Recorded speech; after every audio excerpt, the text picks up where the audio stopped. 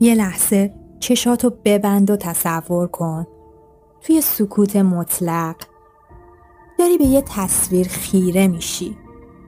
شاید یه آینه، شاید یه سطح آب، شاید حتی انعکاس خودت تو پنجره یه قطار در حال حرکت. کی اونجاست؟ یه آشنای غریب؟ کسی که انگار خیلی وقت باهاش حرف نزدی؟ ولی یه حسی بهت میگه که این خودته. یه جور من گم شده تو هیاهوی روزگار. یا شاید گاهی حس کردی یه صدایی از یه جای خیلی دور، از یه گوشه ناپیدایی وجود داره که تو رو صدا میزنه. صدایی که نه از گوشات شنیدی نه از زبونت، بلکه از اعماق وجودت. این صدا همون پژواک منیه که همیشه همراهت بوده، ولی شاید فرصت نکردی خوب بهش گوش بدی. ما اینجا جمع شدیم تا این مکالمه ناتموم با خودمون رو شروع کنیم که بفهمیم این من واقعی چه گوهر پنهانیه و چیه و چطور میتونیم پیداش کنیم.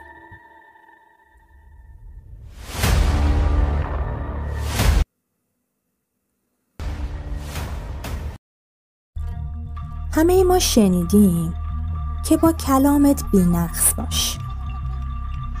حالا واقعا فقط کلماتی که از دهنمون بیرون میان مهمن؟ یا اون هیاهوی درونی، اون افکار، اون قضاوت‌ها، اون ترس‌ها، اونها هم بخشی از کلام ما نیستن. اونها هم دارن وجودمون رو شکل میدن. چقدر با خودمون مهربونیم. وقتی اشتباه میکنیم اون صدای درونی چقدر ما رو میبخشه و چقدر سرزنش میکنه. یه نکته کلیدی اینه: تو ذهن خودت نیستی. این جمله به ظاهر ساده است، اما یه دریچه‌ایه به سوی فهمیدن. اون صدایی که مدام داره تحلیل میکنه، مقایسه میکنه، پیشبینی میکنه، این فقط یه ابزاره، یه بخش از وجود ماست. وقتی اینو بفهمیم دیگه اسیر این صدا نمیشی. مثل اینه که داری به یه فیلم نگاه میکنی، نه اینکه خودت بازیگر اصلی اون فیلم باشی. خودتو تماشاگر اون فیلم هستی. برای شروع این سفر خودشناسی اول باید یاد بگیریم چطور از این ذهن شلوغ یه نفس تازه بگیریم، نه اینکه خاموشش کنیم.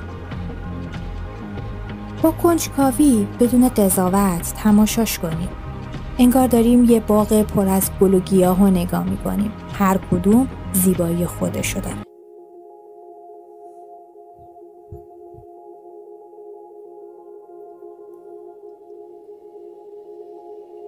دکتر جو دیسپنزا خیلی خوب توضیح میده که چطور تجربه‌های گذشته، باورهای شکل گرفته از محیط و حتی اون برنامه‌های ناخودآگاهی که از بچگی تو ما نهادینه شدن مثل یه نقشه راه برای ما عمل میکنن.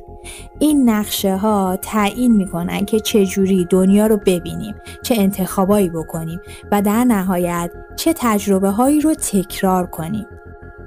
فکر کن یه داستان عمیق مثل کیمیاگر پائولو کوئلو. سانتیاگو برای پیدا کردن گنج واقعی باید از موانع درونی خودش عبور میکرد.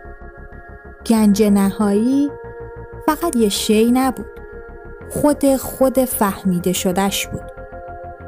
اون سفری که به بیرون داشت در واقع سفری بود به درون. گنجش هم نه یه صندوق پر از طلا، بلکه یک دیدگاه نو و یک درک عمیق از خودش و جهان بود. خودشناسی هم دقیقاً همینه. اون گنج واقعی من هستم که فراتر از تمام این الگوها، باورها و حتی ترس هاست. اما برای رسیدن بهش باید جسارت کنیم و به درون سفر کنیم. اون سیمکشی های قدیمی رو بشناسیم و با آگاهی مسیر عصبی جدیدی بسازیم. هر فکر، هر احساس، هر انتخاب داره یه جاده جدیدی تو ما میسازه.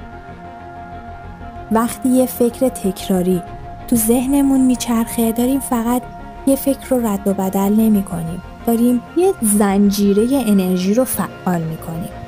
فکر، احساس، انتخاب، تجربه. این یه چرخه قدرتمنده که داره برنامه ریزی ناخودآگاه ما رو شکل میده.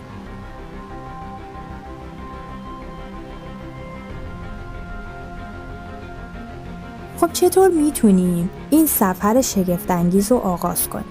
اولین قدم مشاهده آگاهانه است. وقتی ذهنت شروع کرد به قضاوت یا نگرانی، به جای اینکه درگیرش بشی، فقط با یه لبخند درونی بهش بگو چه جالب. ذهنم الان داره اینو تجربه میکنه. همین مشاهده ساده کلی قدرت بهت میده. دومین قدم خود دوستی بی قید و شرطه. همونطور که دون میگوئل رویز میگه با خودمون بی نقص باشیم. این یعنی پذیرش کامل خودمون با تمام نقاط قوت و ضعف. هر اشتباه فرصتی برای درسه، نه برای سرزنش. این عشق ورزیدن به خودته. سومین قدم بذرآفرینی درونیه. دکتر جو دیسپنزا تاکید داره که با مدیتیشن و تمرکز روی احساس مثبت میتونیم فضایی رو توی ذهن ایجاد کنیم که باورها و احساسات جدید و سازنده رو تو اون پرورش بدیم. مثل اینکه داری تو باغ وجودت بذرای عشق، آرامش و اعتماد به نفس میکاری. حالا یه چالش روزانه داریم. چالش روزانمون اینه که هر روز در طول روز چند لحظه بایست، یه نفس عمیق بکش، 3 ثانیه تو سکوت کامل باش و فقط ببین چه چیزی داره اتفاق میفته. همین لحظات کوتاه پایه یه تحول عمیق رو برات میسازه.